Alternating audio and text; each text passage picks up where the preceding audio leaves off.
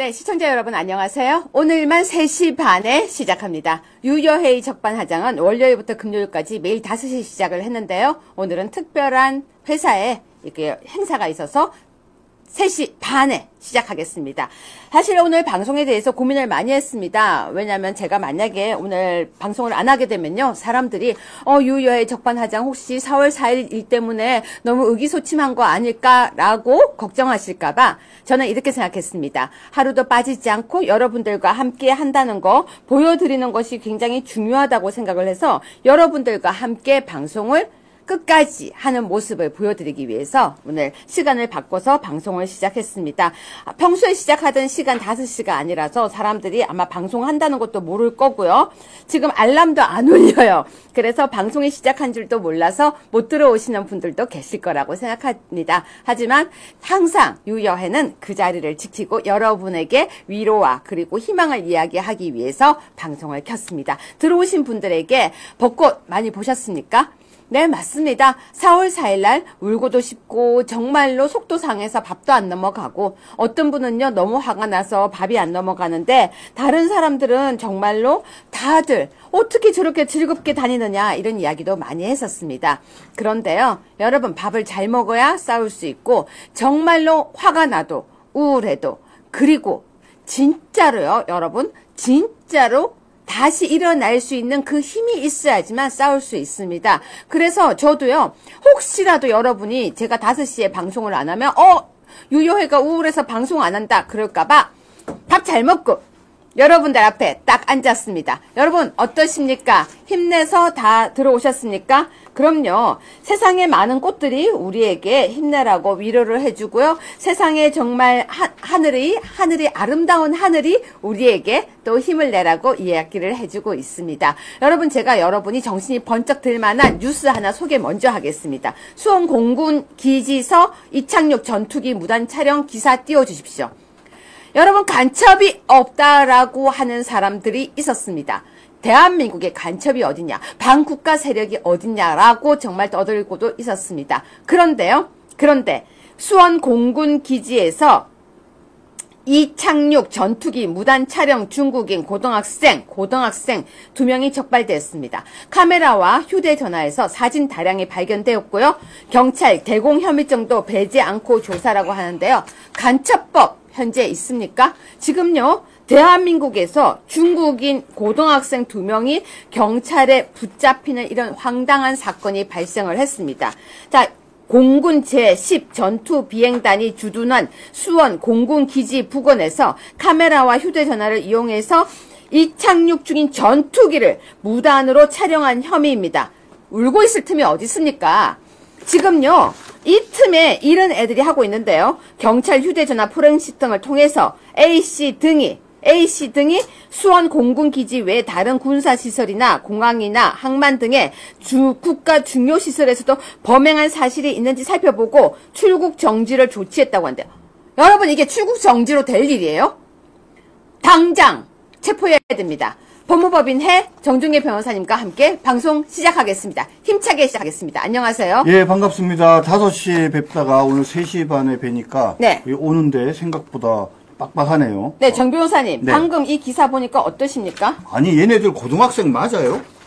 근데 나온 게 보면요, 중국인들이에요. 그러니까요. 어떠세요? 아니, 중국인이 고등학생이 대한민국에 있다. 그러니까 되게 낯설고요. 그럼 고등학생들이 와가지고 공부를 해야 되는데 수원 공군기지에 가갖고 이착륙하는 전투기를 촬영했다. 이거 되게 또 이상하지 않습니까? 그러니까 이 중국에서는 이 고등학생, 미성년자인 고등학생까지도 이런 간첩질을 시킬 가능성이 충분하죠. 그죠? 그렇기 때문에 되게 엄정하게 조사해야 된다고 생각하고요. 단순하게 지금 얘네들 거 뭐 압수수색하고 그 다음에 입건 조사하는 게 아니라 얘네도 주거지나 여러 관련된 자료들에 대한 신속한 압수수색을 통해서 이게 단순한 호기심의 개인 차원의 범죄가 아니라 조직적인 범죄라는 사실을 반드시 밝혀야 한다고 생각합니다. 여러분, 이런 지경에 울 때가 아닙니다. 눈물 뚝 방송 집중해 주십시오. 어떤 분들이 저한테 그러더라고요. 너무 속상해서 울고 싶어서 말이 안 나온다. 다시 어게인 하자. 윤석열 대통령 생각하니까 눈물이 난다. 근데 그 와중에요, 저쪽 애들은 빨리 이사 나가라, 개 11마리 끌고 빨리 이사 나가라 하고 조롱하고 난리 났고요. 아크로비스타에서는 이사 오지 마라 그러고 난리 났는데요. 그 와중에 국민의힘에서는 후보가 엄청나게 나오고 있고요. 여러분, 시계는 지나가고 있습니다. 울 때가 아닙니다. 간첩은 난리치고 있고, 이 와중에 눈물 흘려서는 안 됩니다. 한 방울의 눈물도 흘려서는 안 됩니다. 그래서 1번 뉴스 한번 보십시오. 아시아투데이. 대선 승리하고 나서 울어도 되는 거죠? 대선 승리했는데 왜 웁니까? 네. 그럼 울 틈이 없네요. 아시아투데이 사설입니다. 정말로 꼭 소개해드리겠습니다. 여러분, 아시아투데이는요, 탄핵 와중에, 탄핵이 지나도, 대선 중에도 항상 이 자리를 지킬 것입니다. 대한민국 헌법, 국민 배신한 헌법재판관들 역사의 심판 받을 것이다. 아시아투데이의 마음과 아시아투데이 정신, 그리고 아투TV의 정신을 보여드리는 사설입니다. 아투TV에서 소개하고 있지만 아시아투데이 어플에 들어가시면요, 이 사설이 잘 보이고 있습니다. 여러분 꼭 읽어주십시오. 그리고 꼭 나눠주십시오. 4,000명이, 구독자 4,000명이 빠졌어요. 너무너무 속상해요. 왜? 어디 가요? 우리 식구가 어딜 가요? 집에 불났다고 가면 안 되죠. 상당했다고 나가면 안 되죠. 아시아투데이, 아투TV에 구독자 4,000명이 빠진 걸 보면서 저는 토일 피눈물을 흘렸습니다. 여러분, 우리 함께 싸워야 될 것 같습니다. 정 변호사님, 사설 잠시 소개해 주세요. 네, 여러분들 사설 제목부터 좀 봐주십시오. 재판관들이 배신을 했습니다. 그죠? 재판관들이네요. 재판관 한두 명이 아니라 재판관들 8명을 말하는 건데, 배신을 했어요. 그쵸? 누구를 배신했나요? 첫 번째, 대한민국을. 두 번째는 대한민국의 헌법을. 그 다음 세 번째는 국민을 배신을 했어요. 그쵸? 그래서 그들 8명이 역사의 심판을 받을 수밖에 없다라고 선언을 했습니다. 이 사설의 내용을 보면 이모 교수님께서 그 8명의 헌법재판관을 을사팔적이라는 표현을 썼습니다. 을사팔적. 그죠? 뭐 어떤 사람은 그 을사팔적이라는 표현이 너무 과한 거 아니냐라고 뭐 말씀하시는 분도 계실 수도 있는데, 제가 저거를 쭉 읽어가면서 야, 을사팔적은 정말 점잖은 설명이다라는 생각이 들더라고요. 자, 소제목으로 뭐라고 해놨냐면, 반국가 세력과 부정선거로부터 자유민주주의를 지키려고 계엄을 선포한 윤 대통령을 왜 파면하는가라고 문제 제기를 합니다. 그러면서 윤석열 대통령의 파면 결정문에 대해서 이것은 민주당 대변인이 쓴 것 같다. 헌법재판소 재판관들이 마치 민주당 대변인이 된 것처럼 썼다. 응? 그리고 두 번째로 무슨 얘기를 하냐? 대한민국의 헌법에 가장 유명한 분이 누굽니까? 허영 교수라는 분입니다. 허영 교수님이 10가지 위반 사례를 들면서 계속 이대로 가서 파면하면 헌법재판소가 가루가 된다라고 경고를 했는데도 8명의 헌법재판관이 이를 무시했다. 그리고 현직 대통령 체포, 구속, 그리고 파면의 결정적인 역할을 한 바로 좌파 사법 카르텔의 뒤에 우리법연구회가 있다. 이런 얘기들이 자세하게 적혀 있습니다. 네, 꼭 읽어주시고요. 여러분 지금 댓글을 보고 36번 뉴스를 보겠습니다. 어떤 분이 그러더라고요. 이재명은 재판 안 나가는데 윤석열 대통령은 왜 재판 나가야 하나요? 이재명 대장동 재판 증인 5번째 불출석, 법원도 소환 포기.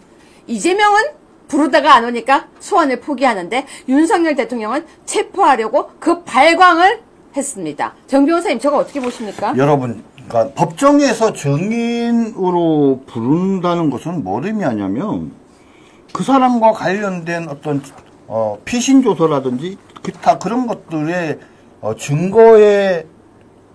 증거 능력이 인정되지 않을 때 그 사람을 불러서 증거 능력을 인정하는 절차예요.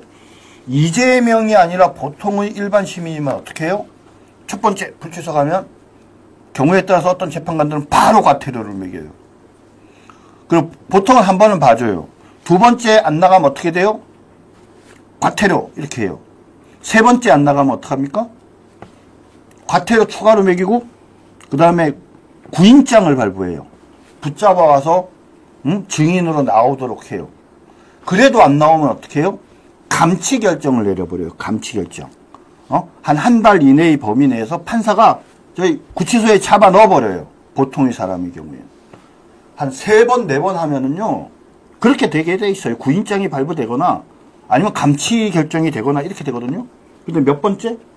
5번째. 네, 대단한 이재명입니다. 그래서 여러분이 지금 왜 윤석열 대통령은 그렇게 가혹하게 대하고 이재명에게 관대하냐고 하는데요. 지금부터 제가 방송을 이제 시작하려고 하는데요. 저는 이렇게 제목을 잡았습니다. 다시 대선 전투 시작. 다시 대선 전투 시작. 요 이 땅 끝이 아니라 이제 시작입니다. 입니다. 어떤 분이 요 이 땅이라고 하는 일본말이에요. 이렇게 하시는데요. 제가 그래서 챗GPT에게 물었습니다. 요 이 땅은요, 한국어에서 주로 출발 신호로 쓰이는 말이에요. 아, 정말이에요? 요이가 일본말 아니에요? 제가 챗GPT 그대로 지금 읽어드리고 있어요. 네, 다시 네, 하겠습니다. 네. 전 지금 챗GPT입니다. 요 이 땅은 한국어에서 주로 출발 신호로 쓰이는 말이에요. 예를 들어 달리기 시합해서 요이 땅! 하고 외치면 출발한다는 뜻이죠. 요이는 준비를 뜻하고요. 땅은 출발을 알리는 총소리를 흉내낸 의성어예요. 준비 땅! 준비됐지? 자, 출발! 이 느낌인데요. 어린이들이 놀이, 운동회, 게임 시작할 때 자주 써요. 이미 한국에서 많이 쓰이는 한국 관용어기 때문에요. 일본어라고 말씀하시면 안 돼요. 라고 챗GPT가 이야기를 했습니다. 네, 그렇기 때문에 여러분 요 이 땅은 이미 한국어에서 많이 쓰이고 있습니다. 어떤 분들이 일본어 아니냐라고 하는데요. 일단 요 이 땅은 한국에서 많이 쓰이기 때문에 제가 인용을 했습니다. 자, 두 번째 뉴스입니다. 탄핵 심판 대리인단 수임료가 땡원. 여러분 아셨습니까? 7억이라고 조롱을 하더니 탄핵 심판 대리인단 수임료 빵원. 제가 빵원이라고 일부러 강조하는 거예요. 제로. 나라를 위해서 무료 봉사했다고 합니다. 많은 돈을 받았다고 소문이 났었는데요. 탄핵 소추단. 국회 측은 1,100, 2,200 등등 2,200만 원, 1,100만 원 등등 돈을 받았는데요. 정 변호사님 소개해 주세요. 예, 여러분들 이번에 탄핵 소추 과정에서요. 국회 소추인단의 변호사들은 돈을 받아요. 근데 누가 냅니까? 정청래가 내요? 아니요. 국회에서. 국회 예산에서 돈을 줍니다. 그래서 모두 1억 1,000만 원을 줬대요. 1억 1,000만 원의 의미는 뭐냐? 부가세 1,000만 원을 빼면 1억 원을 줬다는 거예요. 몇 군데? 10군데.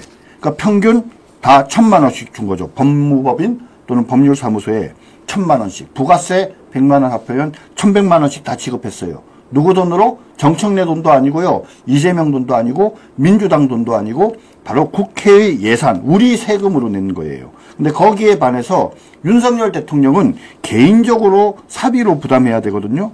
근데 얘네들이 7억을 원래 제안을 했는데 어쩌고저쩌고 그래서 요번에 윤석열 대통령의 변호인단이 상당한 수임료를 받은 걸로 많은 사람들이 오해를 하고 있는데 확인 결과 한 푼도 받지 않았다. 네, 여러분 좌파들의 그 이상한 언론들의 가짜뉴스에 우리가 계속 속고 있는 것이 아닌지 모르겠습니다. 아까 많은 분들이 계속 너무 속상해요. 진짜 열받네요. 탄핵재판 이렇게 얘기하시는데요. 저도 마찬가지예요. 저라고 지금 속이 어떻겠습니까?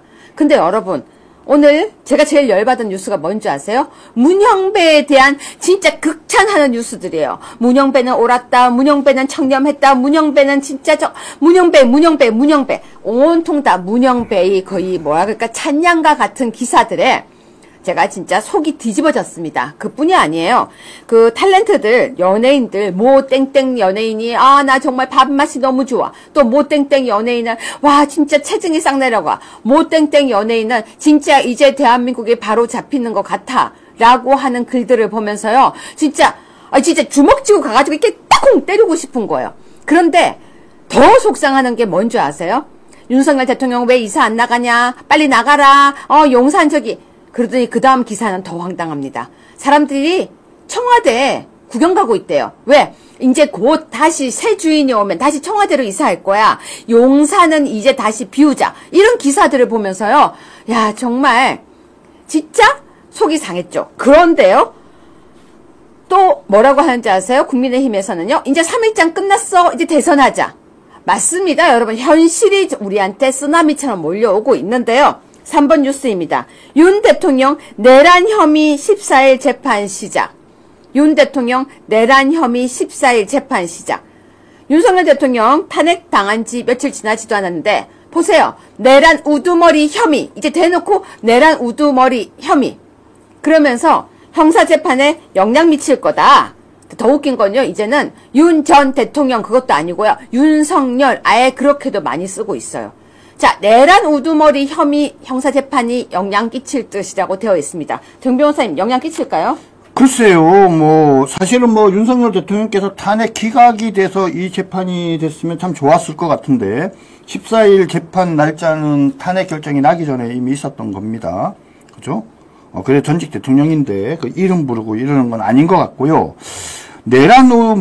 이 내란죄에 영향을 끼친다 그러는데, 저는 거꾸로라고 생각합니다. 무슨 말이냐면은, 현재 헌법재판소에서의 결정에서 윤석열 대통령이 계엄이 위헌 위법하고 중대하다라고 판단한 근거가 된 여러 피신 조서들이 있습니다.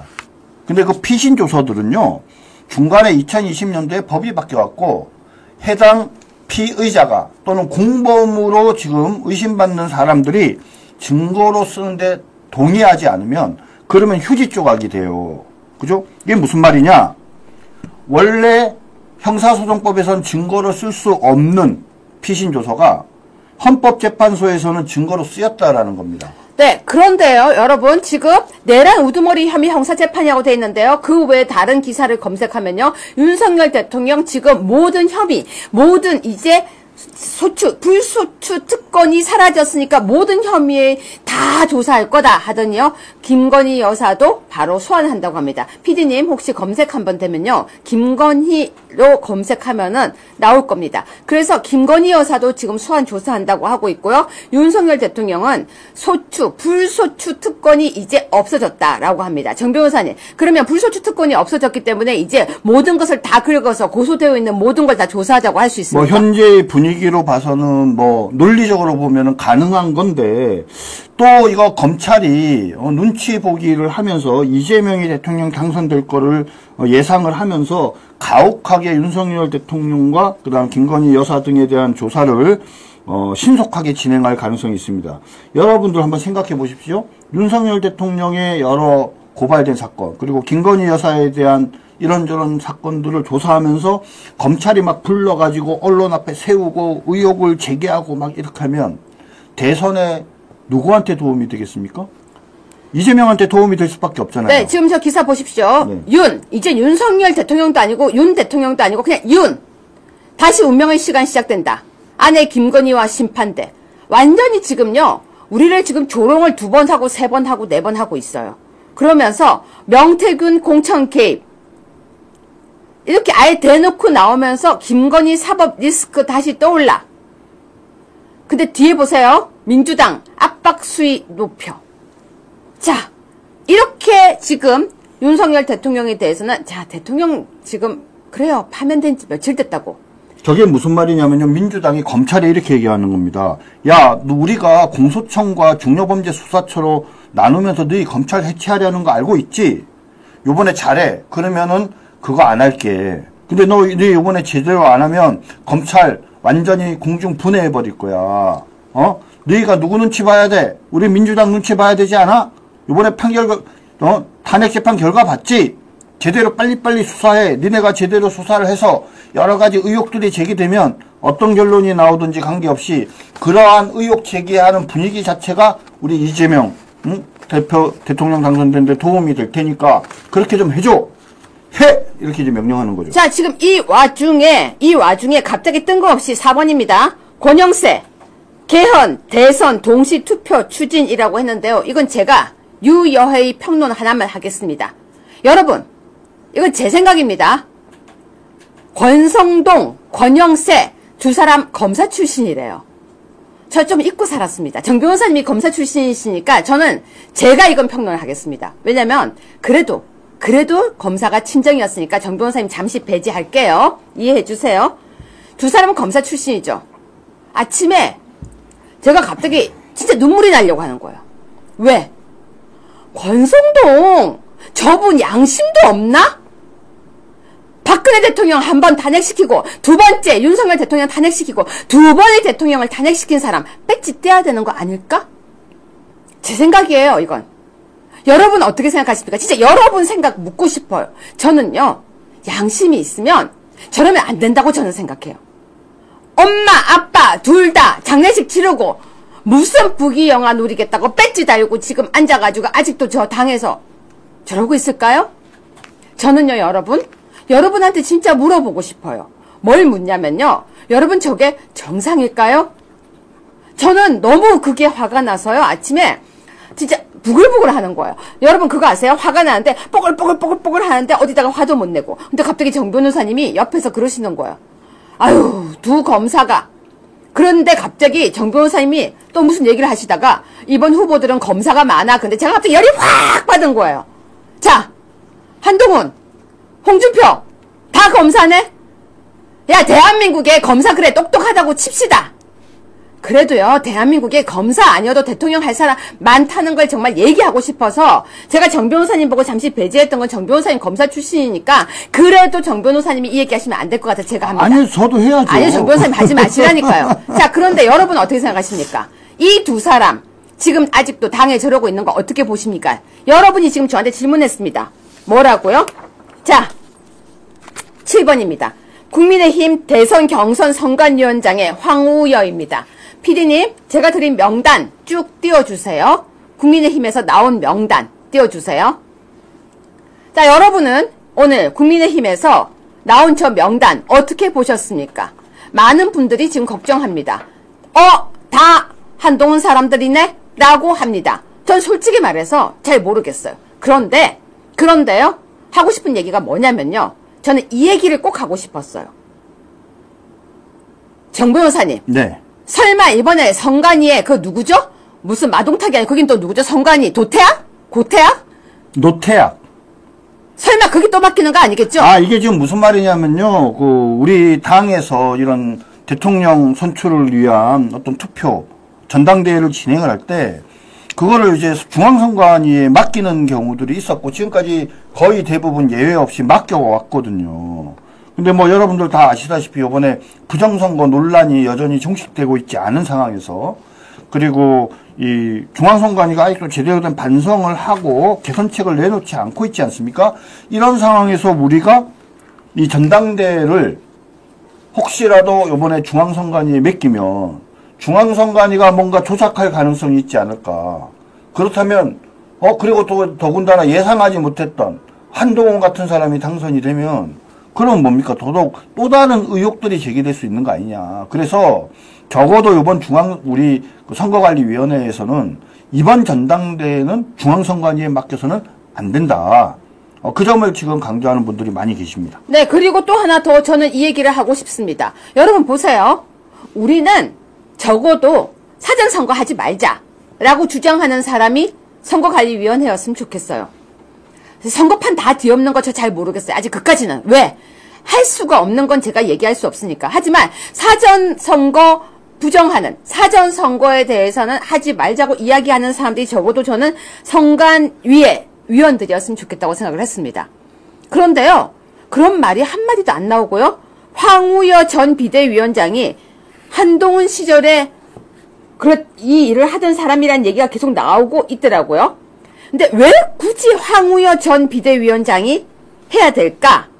라고 사람들이 지금 계속 이야기를 하고 있습니다. 근데 누가 황우여를 임명했죠? 양권이 임명했잖아요. 네.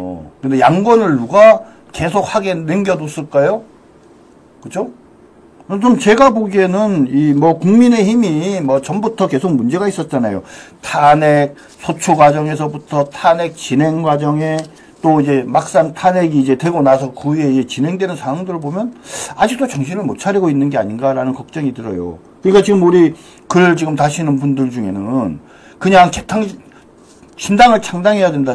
그런 이야기까지 하시는 분들이 나오는 게 저도 이제 그런 분들이 결론적으로 신당을 창당하는 것까지 동의하지는 않지만 얼마나 답답하셨으면 얼마나 국민의힘이 지금 말도 안 되는 어떤 행동들을, 처신들을 하고 있기 때문에 저런 얘기가 나오겠습니까? 저는 뭐 적어도 요번에 한동훈 체제 이후에 잠시 그 비대위원장을 했던 황우여 대표가 다시 요번에 선거관리위원장을 맡은 거는 좀 잘못된 선택이다. 그런 생각이 드네요. 네, 그래서 저는 우리가 지금 힘이 빠져 있을 때가 아니에요.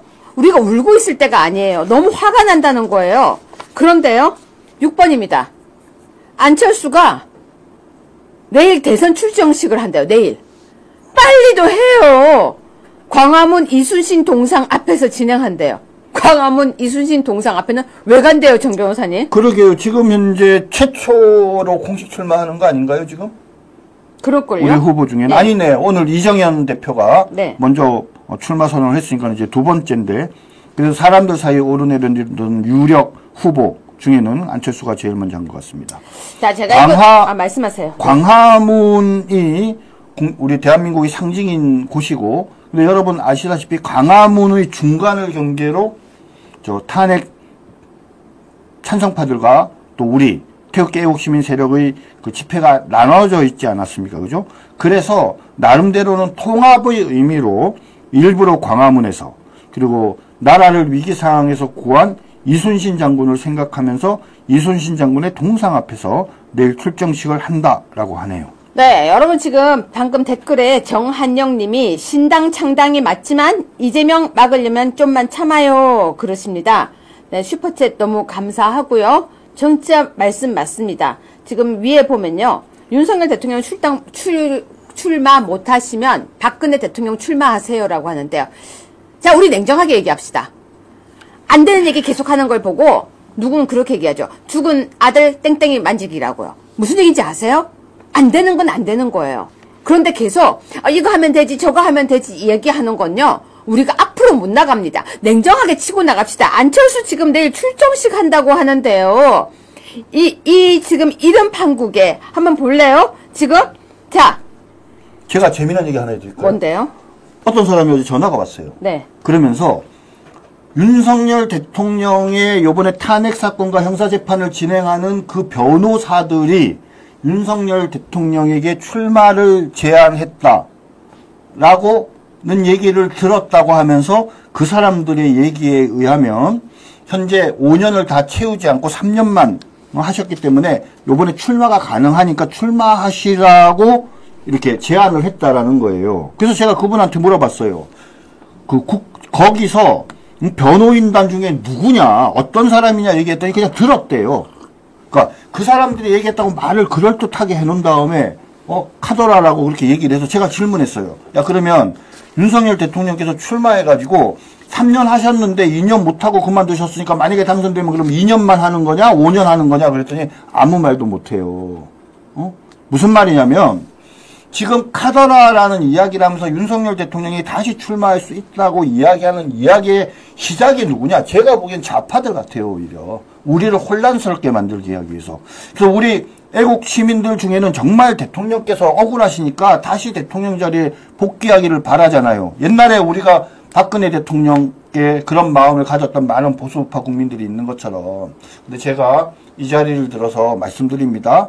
그 얘기의 시작은요, 우리 우파들로부터 시작된 게 아니라 좌파가 음모론적으로 우리 내부의 분열을 조정하기 위해서 만들어낸 이야기 같다라고 말씀드립니다. 네, 맞습니다. 여러분, 근데 지금 국민의힘에 버리자고 하는데요. 버리면 누구 좋으라고요? 버리면 누구 좋으라고요? 집 나가면 개고생이라는 말이 있습니다. 집 나가면 안 됩니다. 여기 똑똑한 아주 지혜로운 글이 있네요. 안철수 출마하라 그래. 밖에 나가서 하면 더 골아파. 안에서 하라 그래. 맞아요. 냉정합시다. 60일만. 저것도 마찬가지예요. 지금 막 얘기를 하면서 이런 거죠. 야, 국민의힘 형편없잖아. 너희도 새로 당 만들어. 라고 얘기하는 사람이 말입니다. 진짜 우리 보수파 국민들도 있지만 그런 마음의 분노를 알고 있는 이 좌파들이 우리 쪽 사이트나 이런 데 들어와서 말을 만드는 거예요. 여러분 제가 보여드릴게요. 5번 뉴스입니다. 범여권 1강 김문수 출마 무게 보수 결집 90점 촉각 이렇게 기사가 나왔어요. 그러니까 김문수 장관이 보수 결집 90점 촉각 이렇게 기사 나왔죠. 그러니까 뭐라고 하는지 아세요? 자, 9번입니다. 김문수 장관이 이게 민주주의인가? 이번 험제가 민주주의 맞냐라고 하니까 김근식 누군지 알죠, 여러분? 그게 민주주의 맞대요. 여러분 지금요, 이렇게 김문수 장관을 공격하기 시작한 거예요. 어디서 건방지게 그게 민주주의 맞다. 네가 민주주의를 알아? 정 변호사님 얘기 좀 해주세요. 예, 김근식이라는 사람이 사실은 우리 그 국민의힘 보수파적 정치 성향을 가진 사람인가에 대해서는 많은 사람들이 의아하게 생각하고 있어요. 근데 김근식만 그런 게 아니라 사실은 이런 사람들이 많아요. 그런 사람이냐 아니냐를 가르는 것은 딱 하나예요. 자, 김근식류의 사람들이 이재명 제대로 비판하는 거 본 적 있어요? 이런 사람들의 특징은요, 이재명이나 민주당이나 좌파들을 비판하고 문제 제기하는 거에는 되게 뭡니까? 너그러워요. 그러지 않고. 걔네들은 그럴 수 있지 이러면서. 그런데 우리 내부의 사람에 대해서는 아주 뭡니까? 심할 정도로. 민주당 애들이 비판하고 비방하는 것보다 더 심할 정도로. 어찌 보면은 우리 안에 마치 새작처럼 숨어가지고 그들을 대신해서 이야기해 주는 것이 아닌가라는 의심이 들 정도로 쟤네들이 얘기해 줬으면 좋겠다라는 그런 얘기들을 나서서 해주는 거죠. 그러니까 김근식을 포함한 이런 사람들한테 제가 말하고 싶은 게 있어요. 지금 뭐가 제일 중요하냐. 자유민주주의 체제를 지키기 위한 거대한 싸움을 시작을 하는데 그러기 위해서 뭡니까? 우리의 방향이 바깥을 향해야 되는 거고 내부적으로는 단합해야 되는 거예요. 그런데 말씀하신 지 하루 만에 김근식이가 나서가지고 김근식류의 사람들이 나서가지고 이렇게 대놓고 반발하는 거는 아니 민주당 애들도 반발 안 하는데 왜 김근식이 나서서 이러나요? 그냥 김근식 한테도 얘기하고 싶어요. 그냥 민주당 가라. 본인 저기 전북 출신 아니야. 그러니까 그냥 거기 가면 오히려 당선되기 쉬우니까 차라리 가라고 얘기하고 싶습니다. 자, 그런데요. 10번입니다. 탄핵을 반대하던 인요한이 영어 인터뷰에서는요. 윤석열 대가 치렀다고 얘기를 했대요. 분명히 인요한이 탄핵을 반대하는 것처럼 보였거든요. 근데 왜 영어로는 저렇게 얘기한 거예요, 정 변호사님? 그러니까 우리 대한민국 국민을 무시하는 거죠. 대한민국 국민들이 한국말과 영어로 얘기할 때 영어로 얘기하면 못 알아듣는다고 되게 무시하는 마음이 있었기 때문에 이런 짓을 하지 않았나 싶고요. 전후 사정을 보면 인요한의 속마음은 영어로 진행한 외신 인터뷰에서 한 게 맞겠죠? 본인이 이 부분에 대해서 해명을 해야 된다라고 생각을 합니다. 해명을. 그리고 어느 것이 진정한 본인의 마음인지도 이야기해야 되죠. 그죠? 이런 얄팍한 수 쓰면 안 되지 않습니까? 등치도 큰 사람이. 맞습니다. 근데 16번 보시면요. 홍준표는 마지막 꿈 향해 즐거운 마음으로 상경한대요. 저 기사 날짜 한번 보세요. 언제예요? 4월 6일 오전 여러분 9시 17분입니다. 4월 4일 탄핵이었습니다. 4월 6일에 마지막 꿈 향해 즐거운 마음으로 상경이라고 저 표현 쓰는 거 여러분은 어떻게 생각하십니까? 지금요 우리는 지금 피눈물이 나서 이러고 앉아있는데 즐거운 마음으로 상경한대요. 정 변호사님 얘기 좀 해주세요. 무엇이 즐거울까요? 홍준표는 왔다 갔다 했어요. 탄핵 과정에서. 근데 그의 속마음은 뭡니까? 윤석열 대통령이 탄핵을 당해서 대선 보궐선거가 있기를 바랬다는 것을 이제 들킨 거죠. 그러니까 즐거운 마음이라는 표현을 썼지 않겠습니까? 그러면서 갑자기 17번입니다. 홍준표, 헌법재판소 폐지하자. 갑자기 윤석열 지지층에 구애한대요. 아니 헌법재판소 없애자 얘기를 진작에 하죠. 왜 이제서야 합니까? 자, 그런데요. 17번입니다. 한동훈이 이재명 민주당은 호원 세력, 4년 중임, 양원제 개헌할 것, 4년 중임.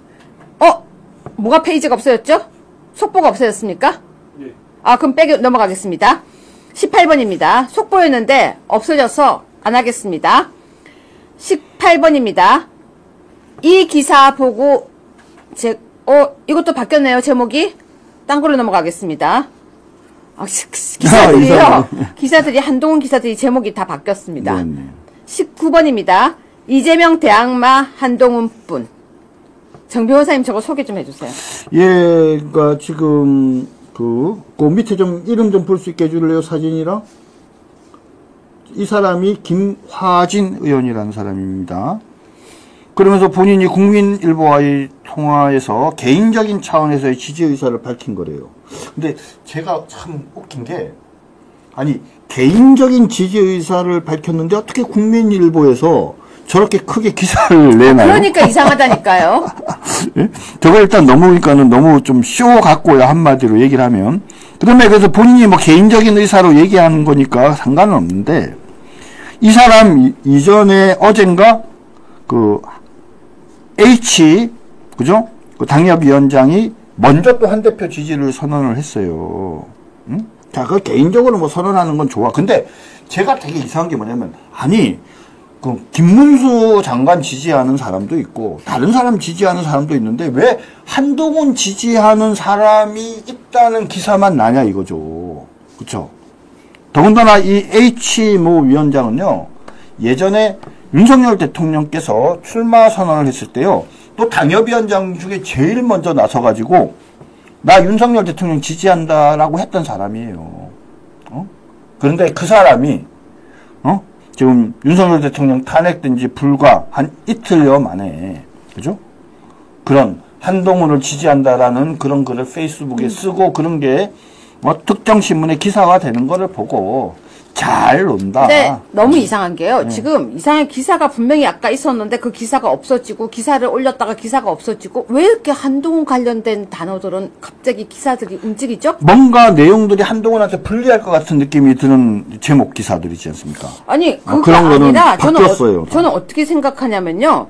지금 이 한동훈 무슨 이거 좀 이상해요. 그런데 20번입니다. 김재섭 무책임한 당내 중진 제거해야 할 고름.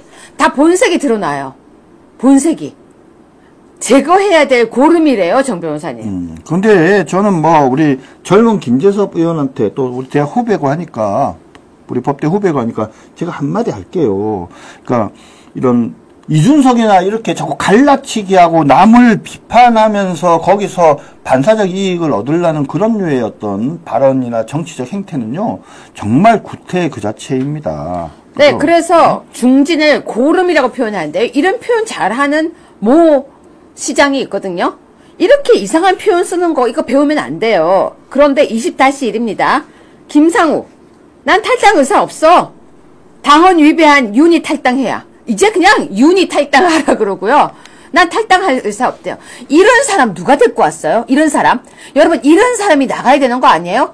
우라통이 터져요, 저는 진짜. 김상욱은 탈당할 의사가 없다 그랬으니까는 거듭 말씀드리지만 징계해서 저희 제명시키는 게 맞고요. 윤석열 대통령의 경우에는 이제 이것이 당원 당규에서 징계할 만한 사유인지에 대해서는 뭐 생각이 있을 수 있는데 제가 당원 당규를 살펴봤습니다. 그런데 어떤 특별하게, 그러니까 이렇게 재판을 받거나 또는 이런 것이 진행될 때 자동스럽게 당원권이 정지되거나 하는 그런 류의 특별 규정들이 있는데 윤석열 대통령은 그런 사항에 해당하지 않습니다. 그리고 뭐 개인적으로 제가 알고 있는 윤석열 대통령은 누구보다도 국민과 대한민국과 당을 사랑하시는 분입니다. 앞으로 이제 본격적으로 이 대선 국면이 진행되면 본인이, 그죠? 후보를 위해서 어떻게 하는 것이 제일 좋을까 고민하셔서 적절한 의사결정을 하실 거라고 보는데, 이제 막 그 국회의원 된 지 진짜 몇 년 되지도 않은, 그죠? 김상욱 같은 그런 수준의 사람이 건방지게 나서서 이런 얘기 하면요, 아우, 진짜 옆에서 많은 사람들이 할 말이 많을 것 같습니다. 네, 이제 빠르게 좀 진행할게요. 여러분, 윤석열 대통령께서 국민변호인단 선언 감사하고 주권 수호 위에 싸운 여정은 위대한 역사로 기록되고 청년 여러분 지키겠다. 내가 대통령직에서 내려왔지만 이렇게 입장문을 이야기하셨거든요. 네네. 그랬더니 21번입니다. 조경태가 당 나가서 메시지 내라. 그런데요, 제가 조경태한테 한마디 할게요. 21번입니다. 윤석열 대통령이 말씀하신 내용이 저게 정치하는 거예요? 정치를 뭐 폭넓게 얘기하면 뭐 저것도 정치 행위다라고 얘기를 할 수 있지만, 그쵸? 나라를 사랑하고, 그쵸? 대한민국을 사랑하고 자유민주주의를 소중하게 여기는 사람들의 피눈물 나는 노력을 보고 거기에 대해서 격려하는 정도의 말씀을 한 걸 가지고 관저 정치다라고 민주당 애들이 비난하고 있잖아요. 그 비난하니까 뭐야? 조경태의 말은 뭐냐면 그러한 게 관저 정치라는 민주당의 비판이 맞다라는 전제하에서 당 나가서 하라 이렇게 얘기하는 거예요. 자, 그러니까 23번입니다. 김웅이 벼룩도 낯짝이 있다. 국민의힘 대선 후보 내지 않아야. 근데 벼룩은 누구고 낯짝은 누구고 국민의힘 대선 후보는 왜 안 내야 돼요? 정 변호사님, 벼룩은 누구고 낯짝은 누구예요? 글쎄요. 벼룩이라는 것이 국민의힘을 말하는 것 같고요. 그러니까 자, 정 변호사님께 질문하는 거예요. 국민의힘의 벼룩 낯짝. 이거 당원을 무시하는 거 아니에요? 그러게 말입니다. 당이 뭐 국회의원이 주인이 아니죠. 우리 당원들이 주인인 것인데, 얼마 전에도 그 국회의원 중에 뭐 국회의원이 뭐 후보를 내지 말자 이런 얘기 해갖고 그래서 욕을 많이 먹었잖아요. 근데 김웅도 그래요. 제가 알고 있기로는 대통령께서는 너무 당에 대해서 또 당원들에 대해서 미안하고 안타깝게 생각한대요. 민주당 애들한테는 사과할 생각이 없지만 당원과 그 다음에 우리 당에 대해서는 미안하게 생각한대요. 왜?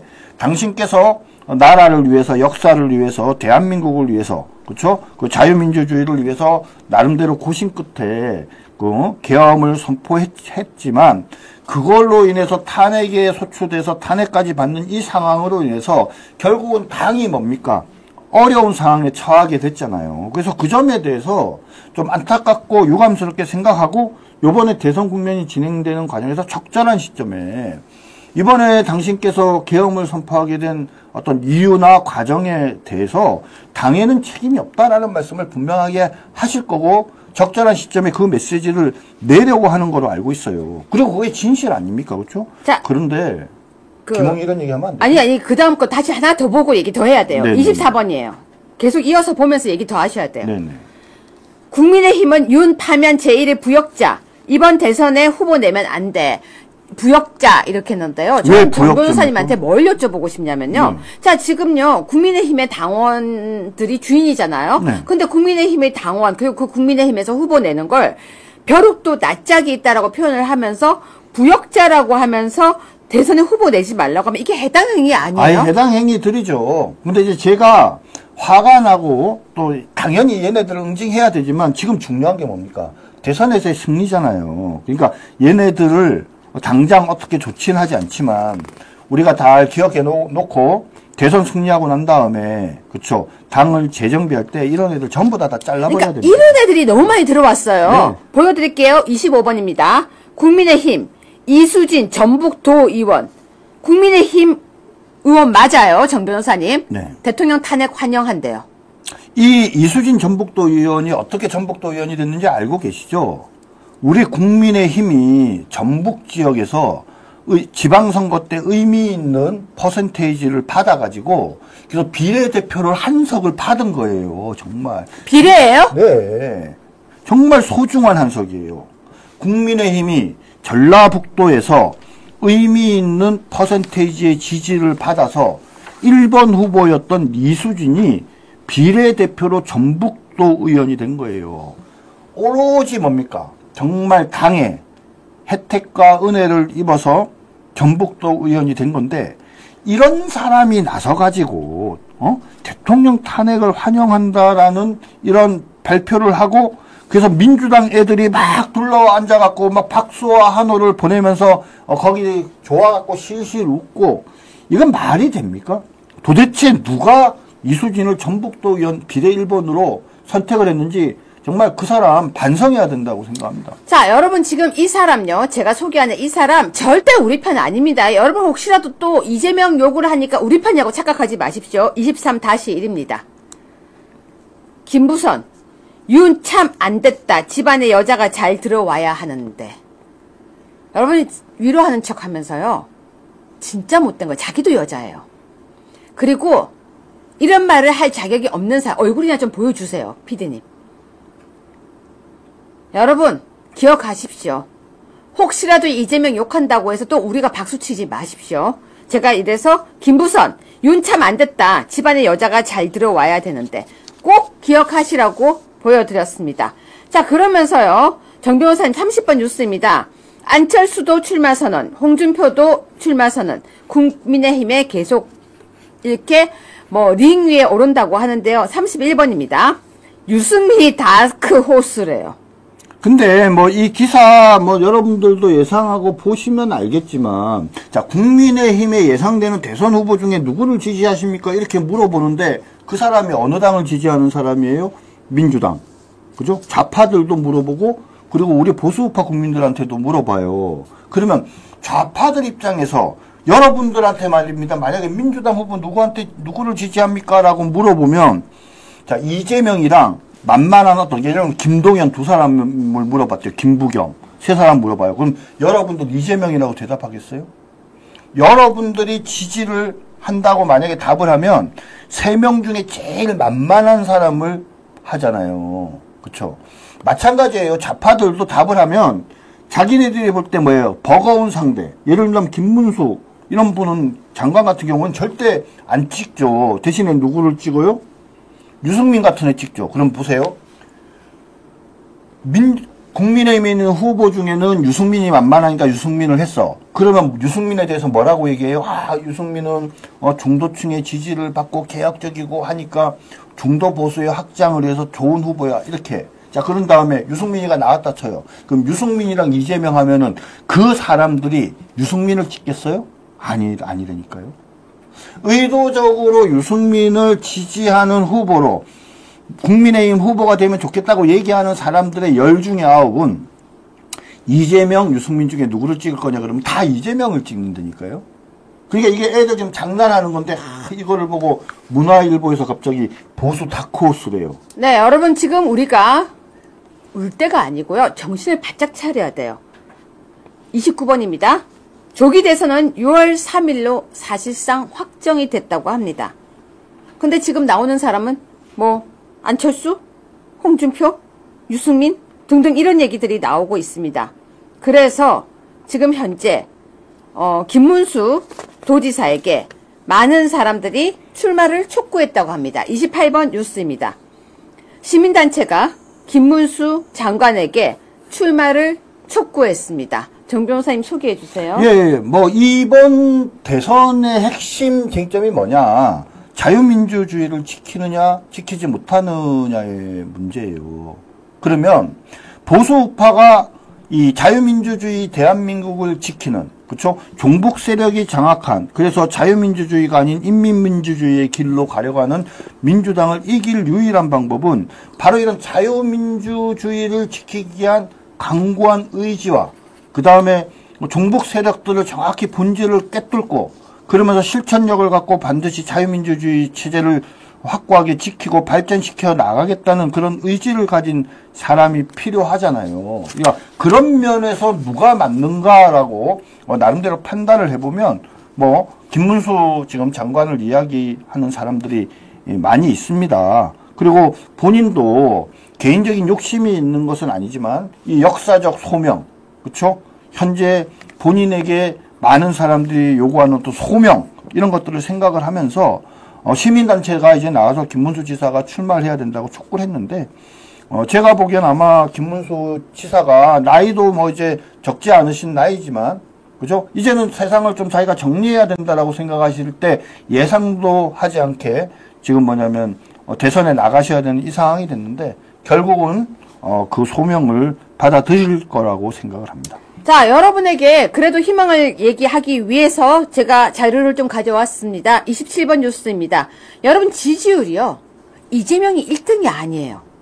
저는 이 기사 아주 마음에 듭니다. A씨가 있네요. 네, A씨가 있어요. 여야에서 A씨가 제일 높아요. 네. 이재명보다 더 높은 A씨 공개해 주세요. A씨가 누구냐면요. 지지할 후보 없다예요. 한마디로. 그러니까 A씨죠. 네. A씨 맞네요. 네. 자, 그러면 이 A씨는 어떤 사람이냐? 정치적 무관심층. 그리고 우리가 흔히 중도층이라고 얘기하는 사람. 그리고 10대나 20대. 이런 사람들이 보통 이제 여기에 해당을 합니다. 근데 이게 무슨 말이냐?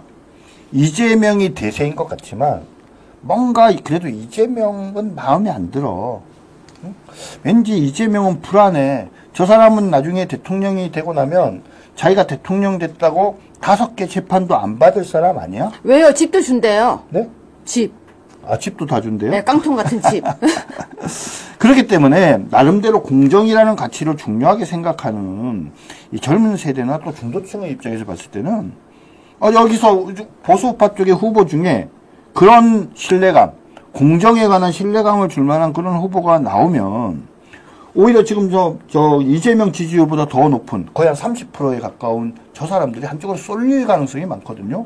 그러면 의외로 쉽게 이재명이 패배할 것이다. 그죠?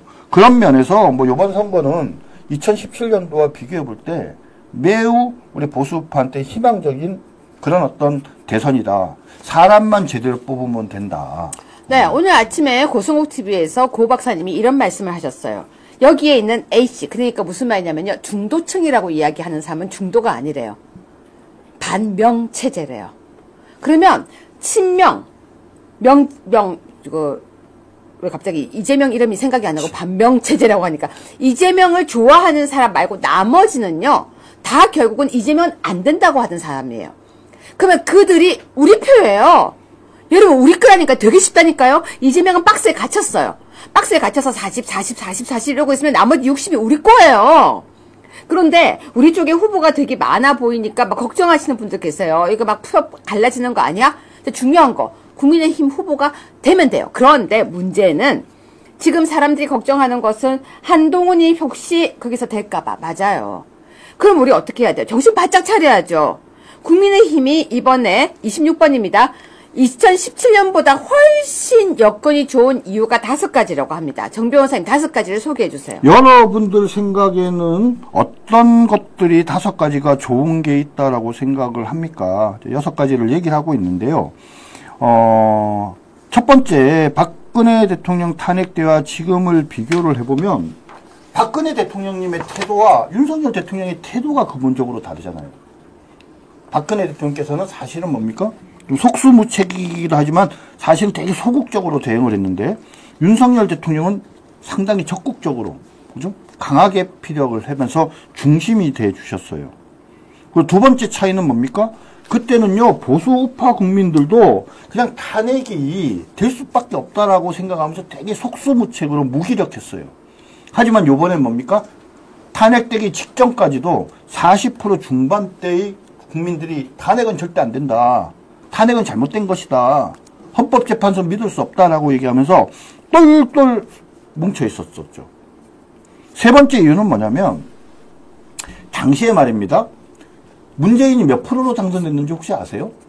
한 41.2%밖에 안 됐어요. 방금 유채고가 얘기했잖아요. 41.2%. 그러면 뭡니까? 문재인을 찍지 않은 사람이 거의 한 60% 됐어요. 근데 그 표를 누가 나눠 가졌어요? 홍준표, 유승민, 그리고 안철수 이랬잖아요. 자, 안철수의 국민의당을 뭐 좌냐 우냐, 우파 쪽이냐 좌파 쪽이냐 이렇게 얘기하면 우파 쪽에 가깝죠. 결국은 그 표를 분석을 해보면요.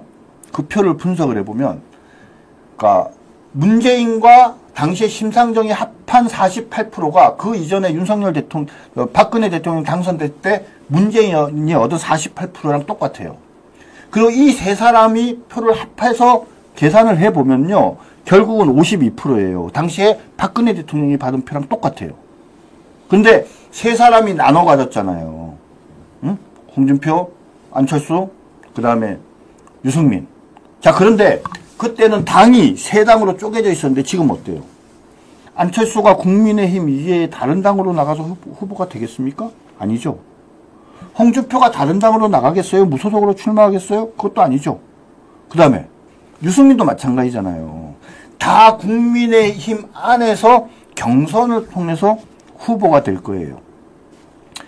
별도로 대선에 출마할 만한 유력한 사람 중에 대선에 출마할 만한 사람이 없어요. 딱 한 사람 있죠. 이준석. 근데 이준석 몇 프로짜리? 1%짜리. 전혀 대세에 지장이 없는 사람이죠. 그러니까 그런 상황에다가 마지막 하나 유리한 상황이 뭐냐면 문재인은요. 이재명처럼 그렇게 문제가 많지 않았잖아요. 문재인은요. 이재명처럼 그렇게 비토 세력이 안 많았어요. 중도층에서 이재명을 저렇게 비토하듯이 문재인은 비토하지 않았지 않습니까? 근데 이재명에 대해서는 너무나도 명백하게 중도층이 비토 세력이 있는 거예요. 그러니까 우리가 쟤네들이 할 수 없는 흥행에 성공하고 경선 흥행에 성공하면서 이재명이 가진 단점들에 명확하게 대비되는 장점이 있는 그런 멋진 후보를 딱 제대로 세우면 그 중도층이 자연스럽게 우리한테 오게 돼 있는 겁니다. 그러면 결과는 어떻게 해요? 의외로 지난번에 윤석열 대통령은 0.74%밖에 못 이겼는데요. 요번의 경우에는 한 5%에서 10%도 이길 수 있습니다. 네, 여러분 너무 슬퍼하지 마십시오. 근데 저는 그래요. 국민의힘 선관위가 노태악, 이름도 힘들어. 노태악 선관위원장에게는 안 맡겼으면 좋겠어요. 적어도 그 부분을 정확하게 얘기했으면 좋겠어요. 그리고 국민의힘 선거할 때 사전선거 하지 말라라고 강력하게 외쳤으면 좋겠습니다. 일단 여러분 나가지 마세요. 구전녹삼 광고 좀 하고 올게. 이거는 해야 돼요. 구전녹삼 광고 하겠습니다. 귀한 날 정 변호사님 드릴 거 없네요. 왜 안 줘요? 귀한 날 귀한 분을 위한 최고의 선물 구전녹삼. 오늘은 나라를 생각하는 귀한 분을 위해 애국녹용 소개해드리겠습니다. 구전녹삼은 녹용 중 가장 비싸고 귀하다는 러시아산, 그중에서 천혜의 환경을 가진 아바이스크산 원용의 국내산 최고급 홍삼, 약재 등을 넣어서 정성껏 달였습니다. 합성 첨가물을 넣지 않았습니다. 국내산 재료를 평강만의 기술로 황금 배합하여 만든 제품은 가정의 달 맞아 가족이나 친지 귀한 분들에게 선물하시라고 특가 세일을 마련했습니다. 0504-0824-2172로 구전녹삼이라고 문자 보내시면 바로 전화 드리겠습니다. 오늘요 5시에 저희가 잠깐만요. 제가 방송 이름 좀 보고요. 5시에 양창식, 워싱턴 타임즈의 양창식 님을 모시고 5시에 최영지의 정치부장님이 방송을 하십니다. 그래서 제가 5시에 방송을 할 수 없어서 류여회의 적반하장이 오늘 3시 반으로 시간을 옮겼습니다. 근데 알람도 안 오더라고요. 알람도 안 오고 아무것도 오지 않았는데 여러분과의 약속을 지키기 위해서 제가 5시 방송을 오늘 3시 반으로 옮겨서 방송을 했습니다.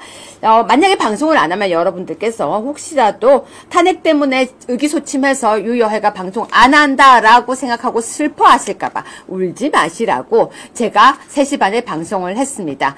정 변호사님이 오늘 정말 사무실에서 일하시다가 급하게 뛰어오셨고요. 저희도 여러분들과 얼굴 보고 소통하려고 급하게 준비해서 방송을 했습니다. 그래도 많은 분들 들어와 주셔서 너무 감사하고요. 알람도 울리지도 않는데도 그 시간 맞춰서 들어와 주셔서 너무 감사합니다. 정준계 변호사님 짧게 한마디 해주세요. 또 우리 유해TV 적반하장에 제가 알고 있기로는 수요일 날은 이정현 대표님께서 나오신다고 합니다. 아마 오늘 출마 선언하셨는데 여러분들께서 좀 관심 가지고 좀 지켜봐 주시면 좋을 것 같고요. 금요일 날은 또 황교안 대표가 나오시기로 돼 있죠. 그러니까 역시 우리 아투 방송 중에 그래서 유채고가 있으니까 상당히 좀 이게 비중 있는 분들이 나오셔서 여러분들이 들을 만한 좋은 이야기들 많이 해주실 테니까 5시에 적반하장 방송 잘 기억하시고 꼭 시간 맞춰 들어와 주시기 바랍니다. 네, 내일 5시에는요. 외대에서 시국선언을 처음 하고 윤석열 대통령을 지킨다고 앞장섰던 여대생과 연대, 아버지가 MBC 계신데도 불구하고 시국선언을 했던 남학생, 여대생과 남대생. 그러네요. 가만 있어봐. 왜 남대생이란 말은 없지? 여러분, 왜 남대생이란 단어는 없죠? 여대생은 있는데, 왜 대학생은 남자라고 생각하는 거예요? 독일어가요, 있는데, 독일어는 성이 있어요, 2개. 여성, 남성. 그런데 생각해보니까 갑자기 화가 나네요. 여대생이라는 단어가 있는데, 남대생은 없네요. 아무튼, 젊은 청년 2분을 모시고, 스튜디오에서 윤석열 대통령이 탄핵이 됐지만, 우리가 이제 어떻게 할 것이에 대한 이야기를 하겠습니다. 여러분, 가슴이 아프고 마음이 아파도 다시 시작입니다. 왜? 대한민국을 위해서. 리셋, 대한민국. 그리고 대한민국 2.0을 위해서. 더 나아가서요. 뺏길 수는 없잖아요, 저들한테. 여러분, 지금 이거 하는 꼬라지 보세요, 꼬라지. 그래서 유여회가 오늘 단어를 하나 준비했습니다. 제가 아까 제 페이스북 드렸던 거 PD님 보셨나요? 그거 혹시 올려주실 수 있나요? 마지막 멘트로. 자, 용사혼잡입니다. 용과 뱀이 아주 함께 뒤엉켜 뒹굴고 있습니다. 용과 뱀이 뒹굴고 있어도요, 그 안엔 반드시 용이 있습니다. 제가 누구라고 얘기 안 해도 제가 누구 얘기하는지 아실 거예요. 여러분, 많은 공격이 들어와도 지켜서 대한민국의 대통령을 위하여 우리가 나아가야 됩니다. 용과 뱀이 혼잡하고 있어도 반드시 용은 있습니다. 뱀을 제거하고 용을 찾는 아투 유여의 적반하장, 오늘 방송 마무리하겠습니다. 내일은 5시에 뵙겠습니다. 감사합니다. 승주 기자님, 그리고 우리 박경애님 감사합니다.